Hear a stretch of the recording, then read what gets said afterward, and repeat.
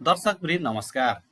आजको भिडियोमा हामी हाम्रो विद्यालयको इमिस एक्सेल फाइलबाट रिपोर्टहरूलाई कसरी जेनेरेट गर्ने भन्ने विषयमा जानकारी लिएर यहाँहरू समक्ष आएका छौँ।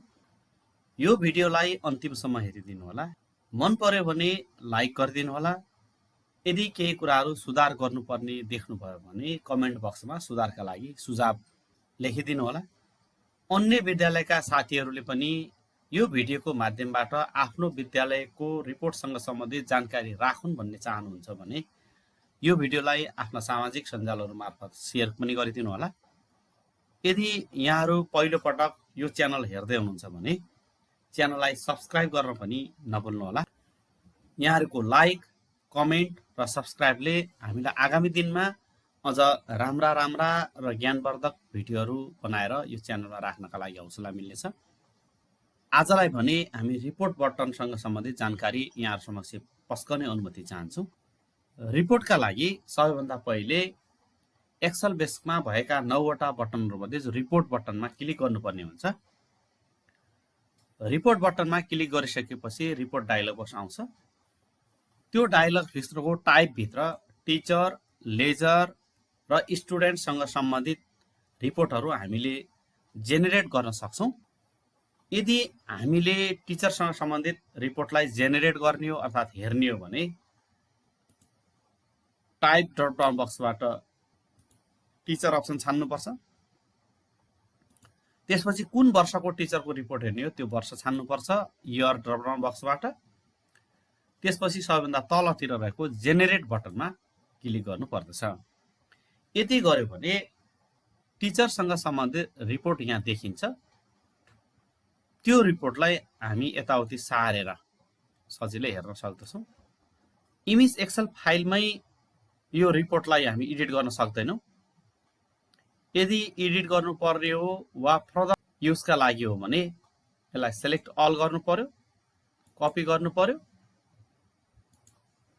अर्को नयाँ एक्सेल फाइल जो हामी सजिलै एडिट गर्न सक्छौँ त्यो खोल्नु पर्यो र त्यसमा हामीले यसलाई पेस्ट गर्नु पर्यो। यसरी अर्को एक्सेल फाइलमा हामीले यसलाई पेस्ट गर्ने हो भने यसलाई सजिलै आफूले चाहेको ढाँचामा एडिट गर्न सक्दछौँ। यस्तै विद्यार्थीको लेजरलाई हेर्ने हो भने हामीले पहिले अङ्कमा हेर्ने हो कि ग्रेडमा हेर्ने हो त्यो छुट्याउनु पर्यो। यदि अङ्कमा हेर्ने हो भने लेजर डिटेल्स स्कोरमा क्लिक गर्नुपर्छ। त्यसपछि कुन वर्षको लेजर हेर्ने हो त्यो वर्ष छान्नुपर्छ। उदाहरणका लागि हामीले 2079 छानेका छौँ। कुन ग्रेडको लेजर हेर्ने हो त्यो ग्रेड छान्नु पर्यो। उदाहरणका लागि हामी यहाँ ग्रेड 1 छान्दैछौँ। त्यसपछि कुन टर्मको, फर्स्ट टर्म हुनसक्छ, सेकेन्ड टर्म हुनसक्छ, थर्ड टर्म, फोर्थ टर्म अर्थात् एनुअल हो भने टिएसपिआर छान्दा पनि हुन्छ। मानिलिउँ हामी एनुअल लेजर हेर्दैछौँ त्यसैले टिएसपिआर छानौँ। त्यसपछि यहाँ इन्डिभिजुअल विद्यार्थीको पनि हेर्न सक्नुहुन्छ। अहिले चाहिँ हामी यहाँ विद्यार्थीको छान्दैनौँ, सोझै जेनेरेटमा जान्छौँ। यहाँ तपाईँहरूले ग्रेड 1 को लेजर त्यो पनि स्कोरमा देख्नुहुन्छ।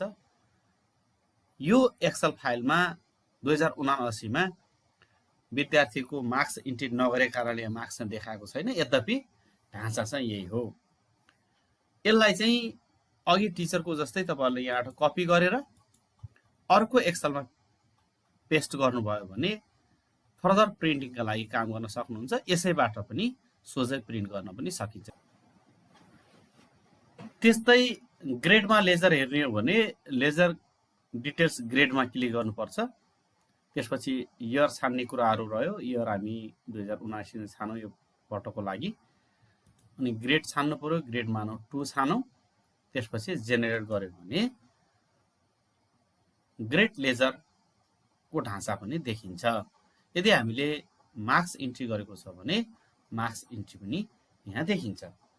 यसलाई पनि प्रिन्ट गरेर हामी अभिलेखको रूपमा राख्ने वा फर्दर युज गर्न सक्छौँ। अर्को भनेको स्टुडेन्ट ग्रेड सिट हो।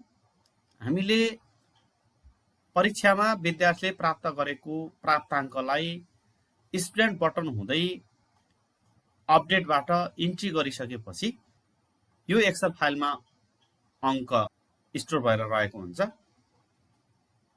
त्यही अङ्कको आधारमा स्टुडेन्टको ग्रेडसिट सजिलै निस्किन्छ। यसका लागि स्टुडेन्ट ग्रेडसिट छान्नु पर्यो टाइपबाट। इयरबाट कुन इयरको स्टुडेन्टको ग्रेडसिट निकाल्ने हो त्यो छान्नु पर्यो। इयर 2079 नै छान्यौँ अहिले हामीले। त्यसपछि ग्रेड 1 होला अर्थात् 2 होला, अहिलेलाई 1 छानौँ। अनि यहाँ टर्म अप्सनमा चाहिँ हामीले टर्म छान्नु पर्यो। यहाँ टिएसपिआर छानिसकेका छौँ हामीले एनुअल भएको कारणले। त्यसपछि यहाँ जेनेरेट गर्यो भने स्टुडेन्टको ग्रेडसिट पनि यहाँ देखिन्छ। अहिले चाहिँ हामीले अङ्क चढाएका छैनौँ, यसमा क्लास क्रेडिट अरू यताउति पनि एडिट गरेका छैनौँ। त्यो कारणले यहाँ जे छ सुरुमा त्यही आएको छ। हामीले क्लास एडिट गरेर हामीलाई चाहिए अनुसारका विषयको चाहिए अनुसारको क्रेडिटको ग्रेडसिट आउने गरी बनाउन सक्छौँ। यसका लागि हामीले यसै च्यानलमा इमिससँग सम्बन्धित थुप्रो भिडियोहरू अपलोड गरेका छौँ। यहाँहरूले अन्य भिडियोहरू हेरेर यससँग सम्बन्धित विभिन्न जानकारीहरू हासिल गर्न सक्नुहुनेछ। त्यस्तै स्टुडेन्ट रिपोर्टका लागि टाइपबाट स्टुडेन्ट रिपोर्ट छान्नु पर्यो। इयर चाहिँ 2079 नै छान्यौँ हामीले। यसमा पनि जेनेरेट गरिदियो भने विद्यार्थीहरूको डिटेल्स रिपोर्ट आउँछ। कुन कक्षामा कति विद्यार्थी छन्, त्यसमा पनि छात्र कति, जम्मा कति, प्रमोटेड कति भए, रिपिटर कति भए, फेल एन्ड ड्रप आउट कति भए, पास एन्ड ट्रान्सफर कति, नयाँ इनरोल कति भए, सबै विवरणहरू यसमा हेर्न मिल्छ। हामीले यहाँहरूको जानकारीका लागि यसमा चाहिँ काल्पनिक तथ्याङ्कहरू इन्ट्री गरेका कारणले थोरै तथ्याङ्क देखाइरहेको छ। यहाँ सबैमा यदि हामीले हाम्रो स्कुलको इमेज फाइलमा सही तथ्याङ्कहरू भरेको छ भने यो सबैमा तथ्याङ्कहरू देखिन्छ। त्यस्तै स्टुडेन्ट रिपोर्ट पर्सेन्टमा पनि हेर्न मिल्छ। त्यसका लागि टाइपबाट स्टुडेन्ट रिपोर्ट पर्सेन्ट छान्नु पर्यो। इयरमा 2079 नै छान्नु पर्यो र जेनेरेट गर्नु पर्यो। त्यही अघिको तथ्याङ्कलाई पर्सेन्टमा देखाउँछ। त्यस्तै स्टुडेन्ट डिटेल्स इसिडी पिपिसी अर्थात् प्रारम्भिक बाल विकास कक्षाका विद्यार्थीको रिपोर्ट हामीले यो रिपोर्टबाट हेर्नुपर्ने हुन्छ। यसका लागि चाहिँ टाइपमा स्टुडेन्ट डिटेल इसिडी पिपिसी छान्नु पर्यो। इयर चाहिँ हामीले कुन इयरको आवश्यक पर्ने त्यो इयर छान्न सक्नुहुन्छ। त्यसपछि जेनेरेटमा क्लिक गर्ने हो। यसमा चाहिँ विद्यार्थी नभएको कारणले there are no student to display भन्ने आयो। यदि हाम्रो विद्यार्थी यहाँ थियो भने त्यो विवरणहरू पनि यहाँ सजिलै हेर्न सकिन्थ्यो। त्यस्तै स्टुडेन्ट डिटेल्स हेर्नका लागि हामीले स्टुडेन्ट डिटेल्स टाइपको ड्रपडाउन बक्सबाट स्टुडेन्ट डिटेल्स छान्नुपर्छ। इयरबाट आफूलाई कुन इयरको स्टुडेन्ट डिटेल्स हेर्ने हो त्यो छान्नु पर्यो। कुन क्लासको हेर्ने हो त्यो छान्नु पर्यो। मैले 3 क्लास छाने। त्यसपछि कुन क्लासका विद्यार्थीको विवरण हेर्ने हो त्यहाँ छान्नुपर्छ हामीले। अनि जेनेरेटमा क्लिक गर्यौँ भने विद्यार्थीको विवरण देखिन्छ। यो विवरणलाई पनि हामी अघि टिचरको जस्तै कपी गरेर अर्को एक्सेल फाइलमा लिएर पनि आफू अनुकूल प्रयोग गर्न सक्छौँ। हस्त साथीहरू, रिपोर्टसँग सम्बन्धित जानकारी यति नै। तपाईहरुलाई इमेजसँग सम्बन्धित कस्तो खालको जानकारी चाहिएको छ, अर्थात् विद्यालय तहको इमेजमा कहाँनिर के समस्या देख्नु भएको छ त्यो समस्यालाई हाम्रो कमेन्ट बक्समा उल्लेख गर्नुहोला। हामी समस्या समाधानका लागि नयाँ भिडियोहरू यहाँहरु समक्ष लिएर आउने प्रयास गर्नेछौँ।